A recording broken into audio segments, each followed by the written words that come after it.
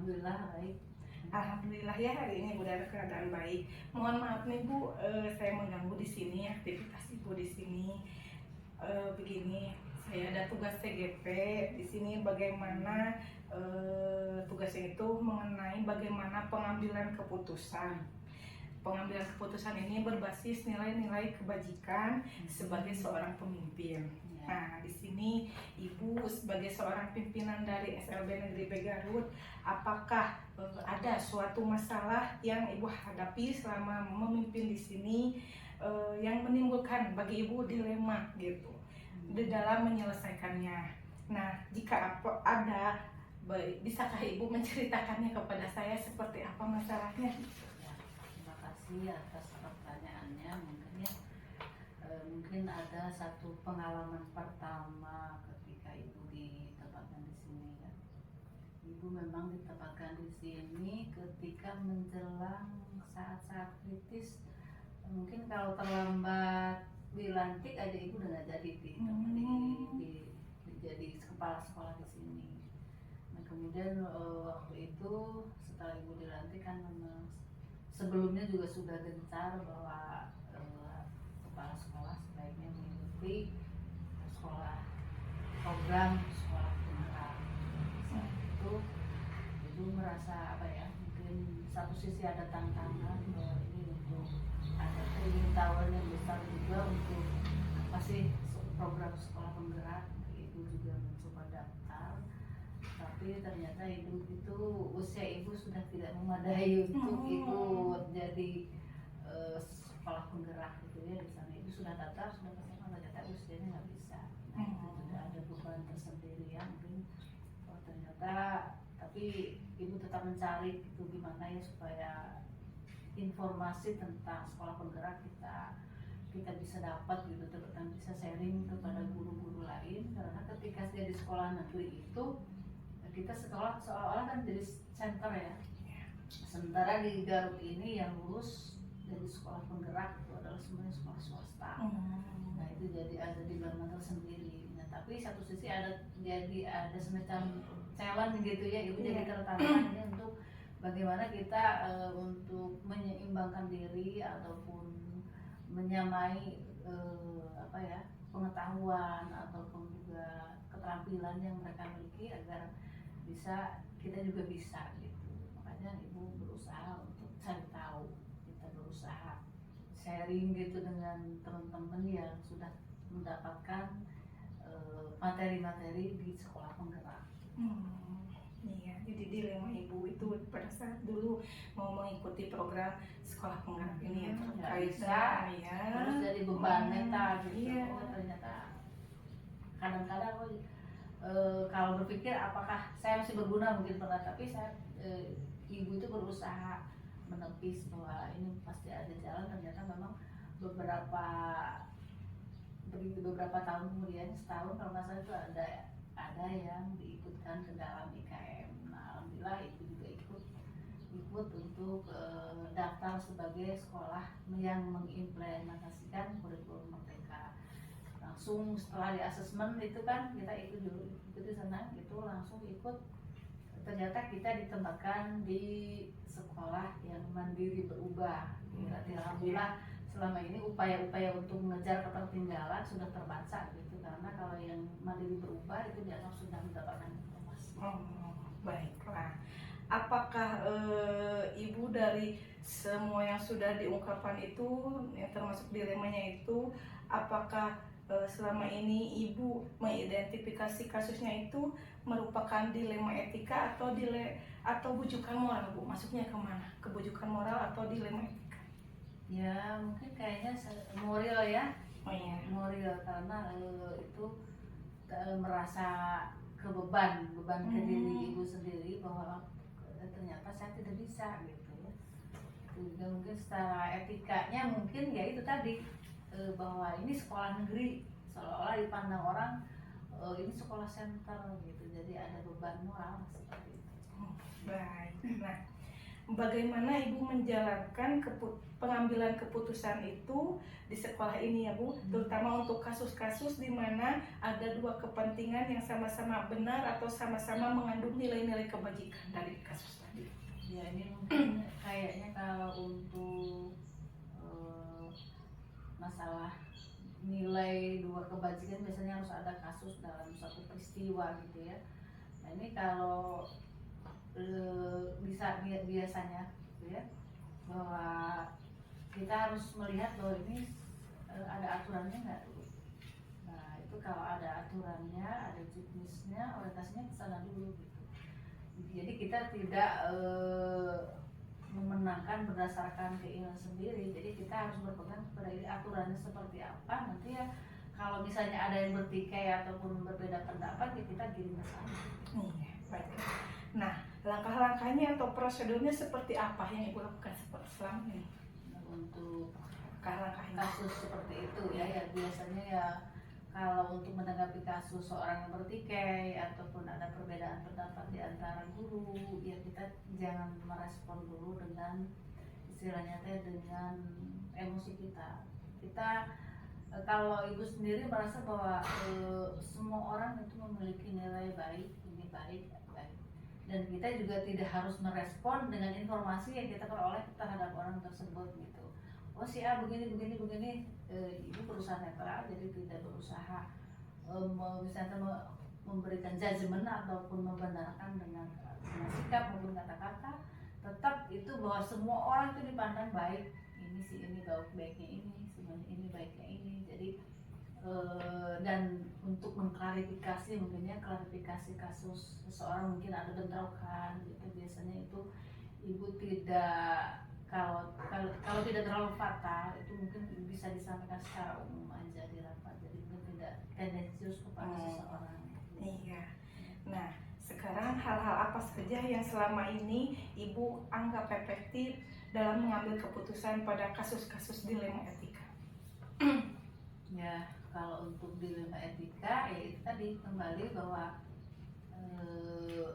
sesuatu itu pasti ada patokan kan, ada aturannya. Menggunakan sesuatu ataupun melihat sesuatu itu ada aturannya bahwa ini harusnya begini, harus begini.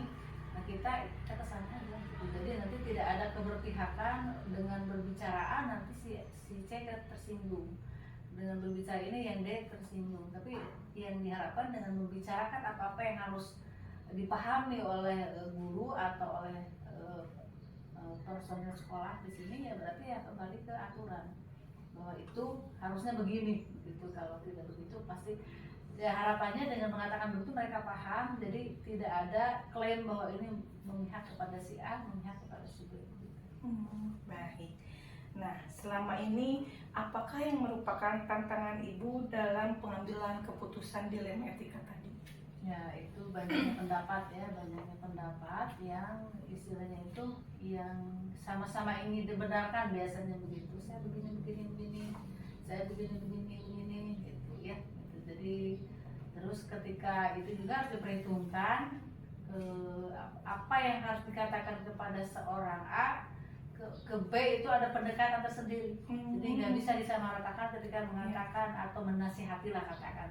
Misalnya menasihati kepada si A tidak sama dengan menasihati kepada si B. Jadi itu mungkin metodenya harus berbeda juga gitu. Yang penting ada komunikasi secara pribadi yang cukup intens gitu, sehingga nanti ketika memberi nasihat kepada seseorang itu efektifnya gimana gitu. Iya. Nah selanjutnya Bu, di sini apakah Ibu mempunyai sebuah jadwal tertentu gitu dalam sebuah penyelesaian kasus dilema gitu? Apakah langsung menyelesaikannya di tempat atau memiliki jadwal untuk menyelesaikannya, bentuknya atau prosedurnya seperti apa? Kalau yang harus cepat ditangani ya itu harus cepat ya, nggak bisa ditunda. Nah kalau yang sifatnya bisa disampaikan di umum dan itu istilahnya itu bisa berguna untuk semuanya, jadi bahan kehati-hatian, yaitu biasanya ada jadwal di rapat kan, disampaikan mungkin sebagai pembinaan secara umum saja.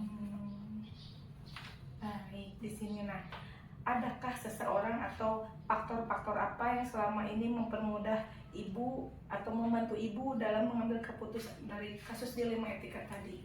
Yang pertama mungkin itu yaitu pengetahuan kita tetap suatu aturan ya. Jadi terhadap suatu situasi itu yang layak seperti apa, intinya seperti itu. Terus yang kedua mungkin musyawarah ya dengan teman-teman dari tim manajerial ketika akan memutuskan sesuatu, minta pendapat, nah itu juga akan lebih mungkin keputusannya tidak terlalu sentralistiknya ini karena ada musyawarah dulu. Nah, kalau sifatnya mungkin saya belum paham terhadap situasi masalah gitu. Nah, seperti itu. Berarti di sini ada tim manajerial juga Ya, Bu ya? iya, gitu. Iya, baik. Berarti dari semua yang telah Ibu sampaikan di sini, pembelajaran apa yang dapat Ibu petik dari pengalaman dalam mengambil keputusan dilema etika itu? Ya, kalau sebagai seorang pemimpin mungkin memang tidak akan lepas dari dinamika untuk mengambil keputusan gitu ya, karena pemimpin itu jadi lokomotifnya satu lembaga kan, nah itu nanti mau belok atau mau ke kiri ke kanan itu tergantung kepada pimpinan, yaitu mungkin pengalamannya ada yang cepat, ada yang mungkin perlu waktu tertentu, yang jelas mungkin yang harus diperhatikan itu adalah bagaimana memutuskan sesuatu itu dengan tepat gitu. Baik. Bagaimana Ibu perasaannya sekarang Ya, alhamdulillah. setelah percakapan hari ini? Alhamdulillah, jadi bisa banyak ngobrol juga ya. Iya, iya. Ibu Rizka ya, selaku Wakasek juga di sini, jadi bisa sharing ya bahwa ini memang pembelajaran untuk kita. Sebentar lagi juga mungkin kami dari generasi 66 akan segera terganti ya, karena ini makanya dengan CGP ini jadi akan lebih siap lagi menghadapi atau mempersiapkan calon pemimpin. Terima kasih Ibu ya untuk waktu hari ini dan kesempatannya atas percakapan hari ini. Dicukupkan sekian. Wabillahi taufiq wal hidayah. Wassalamualaikum warahmatullahi wabarakatuh. Salam.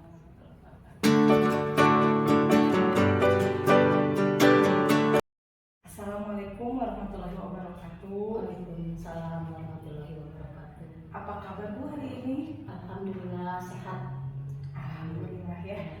Mohon maaf Bu, ini mengganggu waktu Ibu istirahat di sela-sela aktivitasnya Ibu. Iya. Gini Bu, terkait dengan tugas saya di CGP, ada tugas tentang bagaimana cara mengambil keputusan yang berbasis nilai-nilai kebajikan.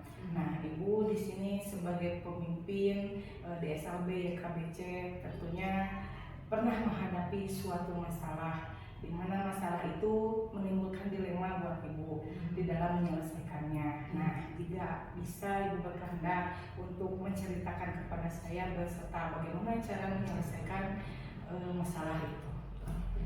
Baik ya, terima kasih atas waktu yang untuk mewawancari Ibu. Sebetulnya di sini saya sebagai pimpinan di SLBC YKB Garut. Kalau mengenai dilema itu ada beberapa dilema ya yang saya rasakan sendiri. Yang mana di sini yang paling yang harus diselesaikan gitu ya, dilema-dilemanya ringan tapi terasa berat juga, yaitu dilema tentang kegiatan, di mana di sekolah sini sudah memprogramkan kegiatan-kegiatan yang harus dilaksanakan setiap setelah ada waktunya, misalkan kegiatan di pembelajaran di luar kelas. Ada beberapa kegiatan yang dilaksanakan pembelajaran di luar kelas itu seperti ada olahraga bersama, contohnya ke Kerkop, atau kita berenang bersama ke Cipanas, atau kita yang baru-baru ini kita mengadakan pembelajaran tadabbur alam baik di Namplang ataupun di Kampung Pareto di Cikajang. Nah, setiap kegiatan-kegiatan yang dilaksanakan oleh sekolah tentunya terbentur dengan harus ada anggarannya. Anggaran di sini sebetulnya tidak semua bisa ditekel oleh sekolah, karena di sekolah beberapa kali mengadakan kegiatan pembelajaran di luar kelas. Nah, yang menjadi kendala atau dilema sebetulnya kayak ringan tadi ya disebutkan tapi berat. Di sini ada beberapa orang tua siswa yang ternyata terang-terangan merasa keberatan dengan kegiatan tersebut. Nah, setelah diselidiki atau setelah ditanya, kenapa merasa keberatan dengan kegiatan tersebut, sementara sekolah sendiri mempunyai tujuan-tujuan ya melaksanakan kegiatan pembelajaran di luar kelas itu. Ternyata setelah hasil komunikasi, setelah hasil saya sendiri langsung terjun ya menemui berdasarkan hasil dari data, karena di sini kan ada kepanitiaannya. Nah, di sana ada beberapa orang tua siswa yang merasa keberatan. Setelah ditanya, ternyata keberatannya itu di transport. Di sini saya berpikir kalau 1 atau 2 orang di transport masih bisa ya ditangani oleh sekolah, tapi ada beberapa orang tua yang merasa keberatan di transport tersebut. Nah, itu dilema-dilema yang sering terjadi dan hampir setiap melaksanakan kegiatan pasti ada dilema tersebut. Jadi setiap kegiatan atau ada program ini di luar yang dalam waktu dekat berarti ya? Iya, yang tahun-tahun ini. Tahun-tahun ini berarti masih berdekatan. Iya. Jadi dilemanya di dalam kegiatan dari Iya, pembelajaran. iya. Bagaimana Ibu sendiri mengidentifikasi kasus-kasus yang merupakan apakah dilema etika atau merupakan bujukan moral? Kalau itu dilema ya, dilema bukan etika ini ya, apa ya, dilema atas keprihatinan mungkin ya dari sekolah, keprihatinan Rasa kasihan. rasa kasihan. Di satu sisi mau disuplai langsung, misalkan beberapa orang tua yang tadi saya katakan 1 atau 2 orang bisa ya. Tapi misalkan ini ada beberapa orang tua. Nah, yang dikhawatirkan bisa aja kalau yang dikhawatirkan sekolah memfasilitasi ya orang tua yang sama sekali tidak berkenan untuk melaksanakan kegiatan ini. Sementara kalau dikasih khawatirnya maka jadi semua meminta kepada sekolah. Nah, itu dilema dilema rasa kasihannya. Berarti berkaitan dengan adanya bujukan moral juga gitu. Iya. Nah, bagaimana Ibu sendiri menjalankan pengambilan keputusan di sekolah Ibu, terutama untuk kasus-kasus yang dimana ada 2 kepentingan yang sama-sama benar atau sama-sama mengandung nilai kebajikan dari tadi kasus tersebut? Ya, sebenarnya untuk pelaksanaan itu emang penting ya. Masa ada beberapa orang tua siswa yang tidak mengikuti dengan alasan tadi, kegiatan kita jadi tidak dilaksanakan. Itu kan semuanya juga penting. Nah, mungkin di sini saya sebagai pimpinan di SLB di sekolah ini mengadakan dulu rapat orang tua siswa. Kalau sekolah itu punya program seperti ini dan punya programnya ini kegiatan ini, dengan mengalokasikan atau dengan harus menggunakan transportasi baik secara transportasi kendaraan atau akomodasinya di situ. Nah, setelah hasil pertama-tama saya mengadakan rapat dulu dengan orang tua siswa, memberitahukan kalau misalkan di bulan ini sekolah kami akan mengadakan kegiatan di sini.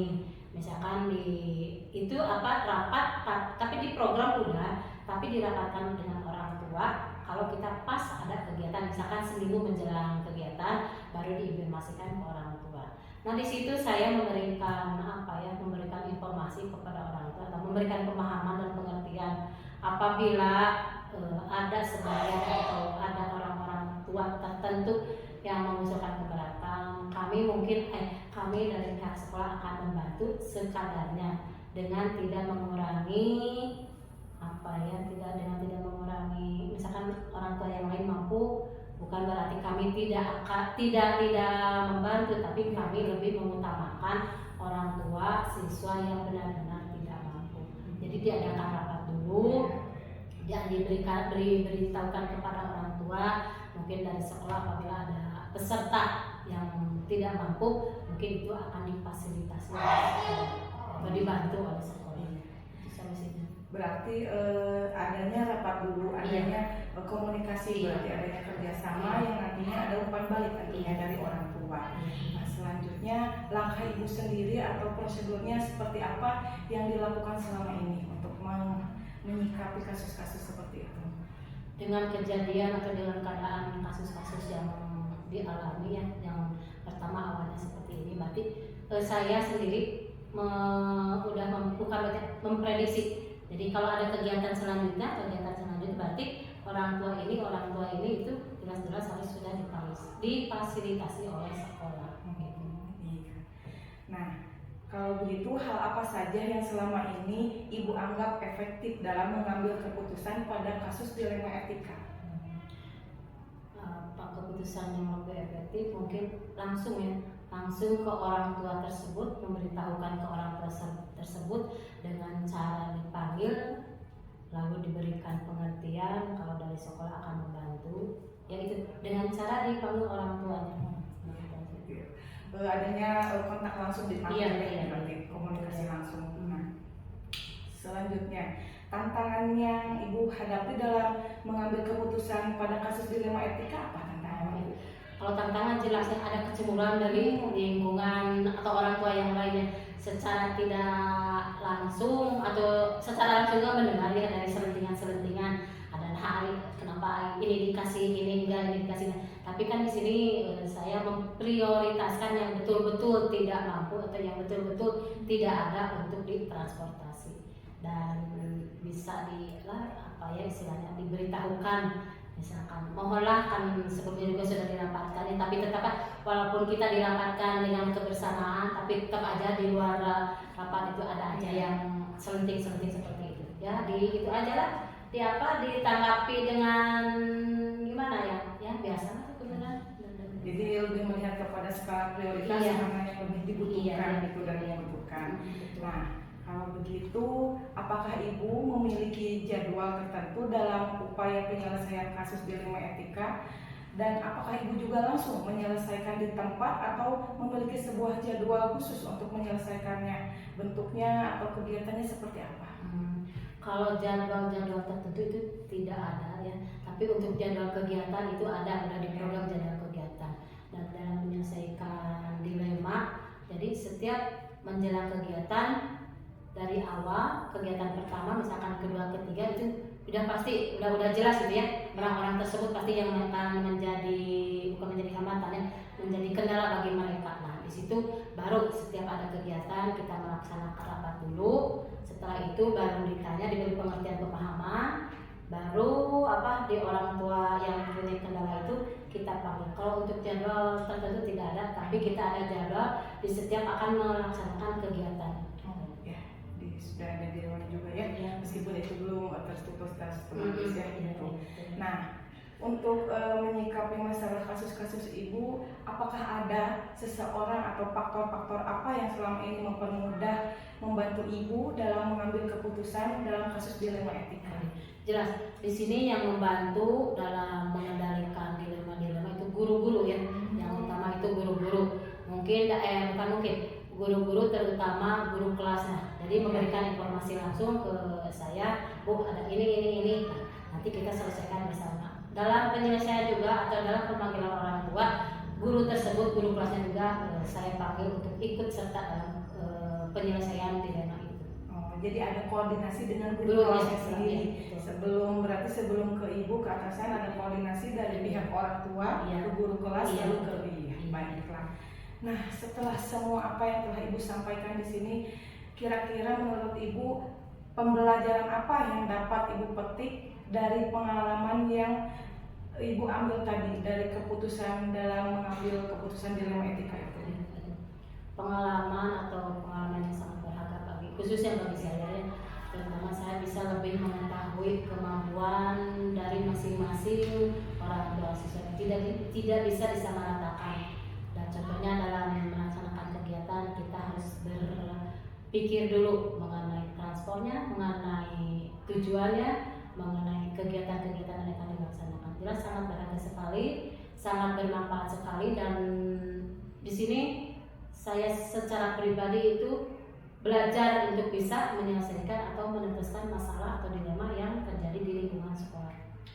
Baik, berarti pembelajarannya sudah ada dari apa kasus yang diambil, pengambilan keputusannya sudah ada, penyelesaiannya. Nah, harapan ke depan Ibu, sekolah Ibu itu mau apa apabila menghadapi nanti pembelajaran di luar kelas seperti ini, harapan ke depannya? Kalau harapan jelas ya, untuk pengembangan baik kemampuan peserta didik atau pengembangan guru itu sendiri, saya sebagai pimpinan ini sangat berharap semuanya dapat terlaksana dengan lancar, aman, dan sukses untuk SLBC DKI. kasih Ibu sudah bisa berbagi di sini tadi terkait pertanyaan-pertanyaan yang sudah saya lontarkan ke Ibu. Saya berikan ke Ibu dan terima kasih juga untuk waktunya Ibu di sela-sela istirahat aktivitas Ibu. Saya sudah mengganggu aktivitas Ibu. Terima kasih untuk waktunya. Saya akhiri untuk pertemuan hari ini. Wassalamualaikum warahmatullahi wabarakatuh.